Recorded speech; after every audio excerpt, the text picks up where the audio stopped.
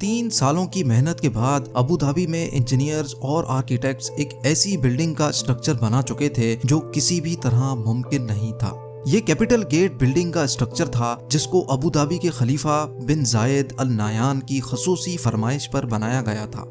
क्योंकि इस बिल्डिंग का लाखों टन वजन सिर्फ एक तरफ को झुका हुआ था, इसी वजह से इंजीनियर्स को ये खौफ था कि कैलकुलेशन से थोड़ा भी वजन बढ़ाया गया तो बिल्डिंग का ये स्ट्रक्चर एक ही पल में ढेर भी हो सकता है। यहाँ तक पहुँचने के लिए कंस्ट्रक्शन टीम ने जिन चैलेंजेस का सामना किया था वो शायद बुर्ज खलीफा की कंस्ट्रक्शन टीम ने भी नहीं किया होगा, क्योंकि कैपिटल गेट का डिजाइन एक ऐसा डिजाइन था जो फिजिक्स के लॉज को तोड़ने के बिल्कुल करीब करीब था। ऐन उस टाइम पर जब बिल्डिंग लॉन्च के लिए बिल्कुल तैयार थी, अबू धाबी के खलीफा की तरफ से कंस्ट्रक्शन टीम को एक पैगाम आया जिसमें उनका कहना था कि उनको इस बिल्डिंग के टॉप पर एक हेलीपैड भी चाहिए। ये मैसेज कंस्ट्रक्शन टीम के ऊपर पहाड़ बनकर गिरा, क्योंकि बिल्डिंग का लोड पहले ही अपनी एक्सट्रीम लिमिट पर था। ना ही हेलीपैड के लिए जगह छोड़ी गई थी, ना ही बिल्डिंग का डिजाइन इस चीज की परमिशन दे रहा था और ना ही इंजीनियर्स में शेख को मना करने की हिम्मत थी। तो अब सिर्फ एक ही सॉल्यूशन बचा था कि किसी भी सूरत में हेलीपैड को मुमकिन बनाया जाए। लेकिन मसला ये था कि आखिर कैसे। ज़ेम टीवी की वीडियोस में एक बार फिर से खुशामदीद। नाजरीन, कैपिटल गेट अबू धाबी में मौजूद दुनिया की वाहिद ऐसी बिल्डिंग है जो इतनी ऊंची तो नहीं, लेकिन इसने आर्किटेक्चर के रूल्स को बाकायदा झंझोड़ दिया था। 524 फुट ऊंची इस बिल्डिंग का आधे से ज्यादा वजन एक तरफ को झुका हुआ है, लेकिन ये किसी गलती की वजह से नहीं बल्कि यही इसका डिजाइन था। क्योंकि कैपिटल गेट का झुकाव इटली के लीनिंग टावर ऑफ पीसा से भी 5 गुना ज्यादा है, इसी वजह से इसको Guinness book of world record भी मिल चुका है। लेकिन आखिर अबू धाबी के शेख को जरूरत क्या थी इतनी खतरनाक बिल्डिंग बनाने की। असल में दुनिया भर में एक के बाद एक यूनिक स्ट्रक्चर्स बनाने की रेस चली हुई है, जिसमें जीतेगा वही जो सबसे अलग और सबसे मुश्किल तरीन स्ट्रक्चर बनाएगा। इस रेस में हिस्सा लेने के लिए और दुनिया भर से टूरिज्म अट्रैक्ट करने के लिए 2007 में अबू धाबी के खलीफा बिन जायद अल नायान भी मैदान में उतर आए। उनका टारगेट ऊंची तरीन बिल्डिंग बनाने का नहीं, बल्कि उनको एक ऐसी बिल्डिंग बनानी थी जिसका डिजाइन देखने दुनिया भर से लोग आए, जिसको बनाने में ज्यादा वक्त भी ना लगे और जो फिजिक्स के लॉज को चैलेंज भी करे। इसी मकसद को पूरा करने के लिए खलीफा ने अपने कजन शेख सुल्तान को अपॉइंट कर दिया। ये टास्क मिलते ही शेख सुल्तान ने लंदन की टॉप आर्किटेक्चर फर्म RMJM से राब्ता किया और यही इस बिल्डिंग को बनाने का सबसे पहला अमल था।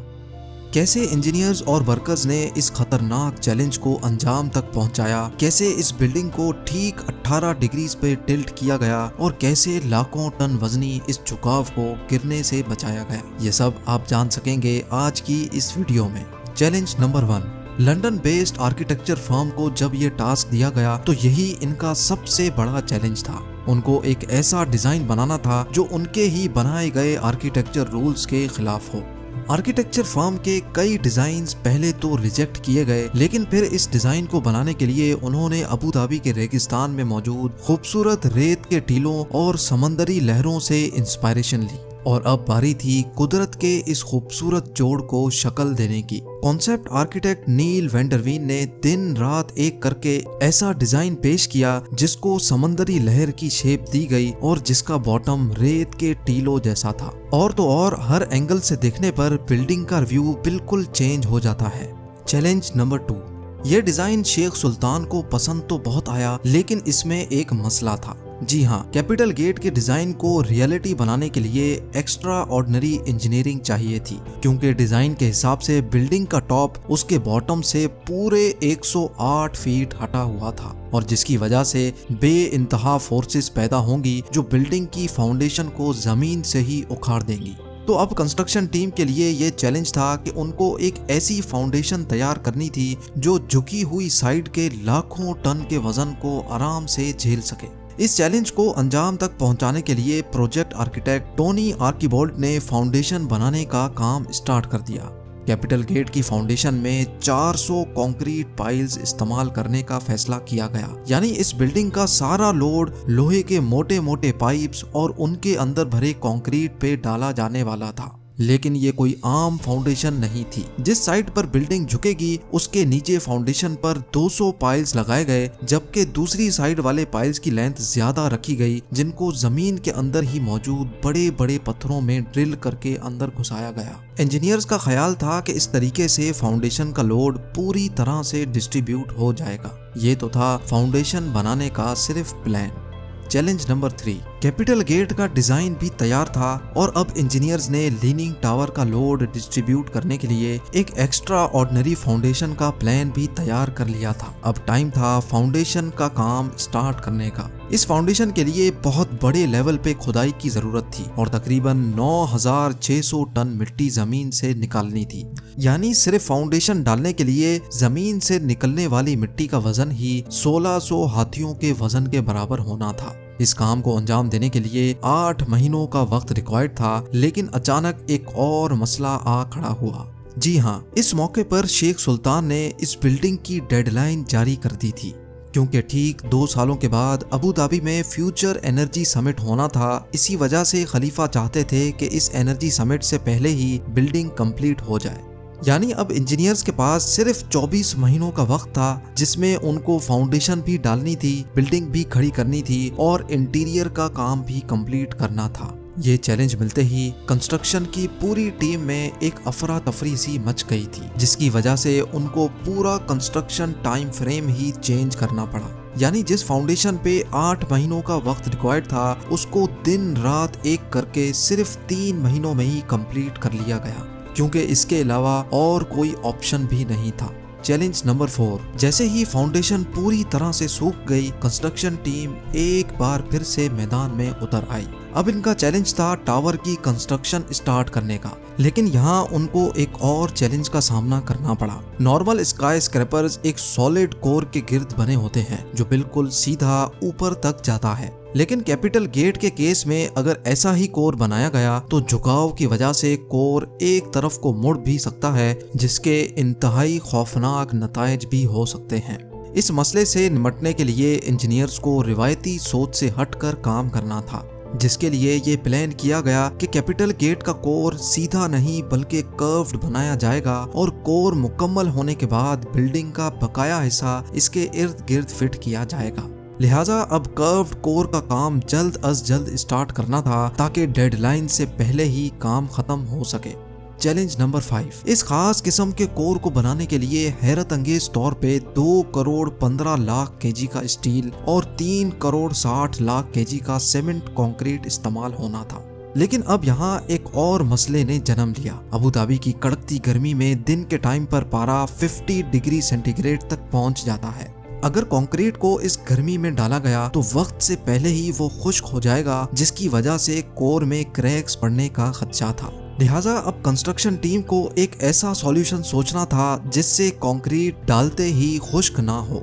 आखिरकार ये सोचा गया कि कंक्रीट बनाते वक्त जो पानी डाला जाएगा वो नॉर्मल टेम्परेचर का नहीं बल्कि ठंडा पानी होगा, और जिस वक्त कंक्रीट डाला जाएगा वो दिन का टाइम नहीं बल्कि रात का समय होगा, जब टेम्परेचर 30 डिग्री सेंटीग्रेड तक गिर जाता है।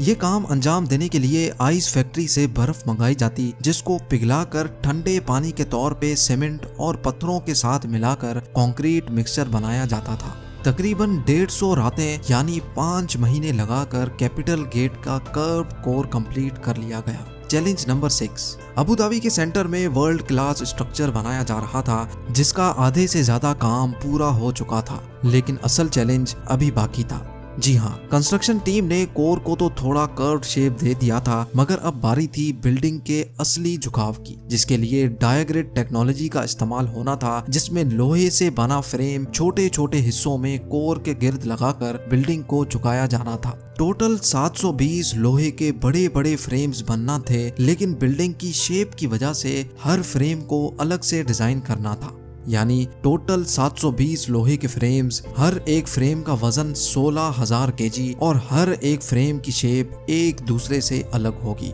ये काम अंजाम देने के लिए शारजा की एक स्टील मैन्युफैक्चरिंग कंपनी को टास्क दिया गया, क्योंकि हर फ्रेम की शेप एक दूसरे से अलग थी। इसी वजह से पूरे 720 फ्रेम्स कंप्लीट करने में इनको 5 महीनों का वक्त लग गया।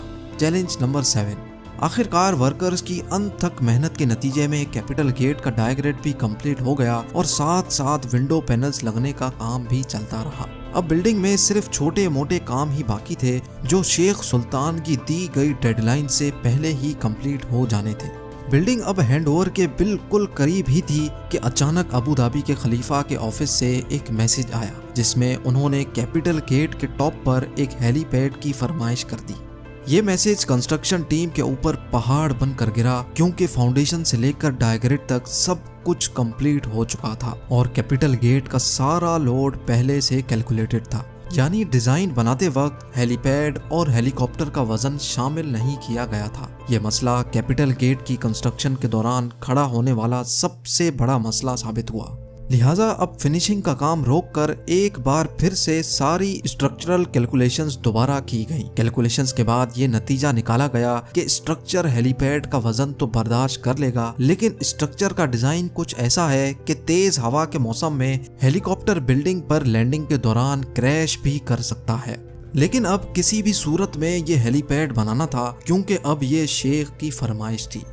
इसी मकसद के लिए लंदन में कैपिटल गेट के मॉडल को विंड टनल टेस्ट किया गया जिसमें यह बात साबित हो गई कि तेज हवा में बिल्डिंग पर हेलीकॉप्टर की लैंडिंग खतरे से खाली नहीं होगी। विंड इंजीनियर लीगटन ऑरेलियस ने यह सजेशन दी कि अगर हेलीपैड के डिजाइन में चेंजेस की जाएं और हेलीपैड की ऊंचाई को 2 मीटर कम किया जाए तो ये मसला काफी हद तक कम हो सकता है।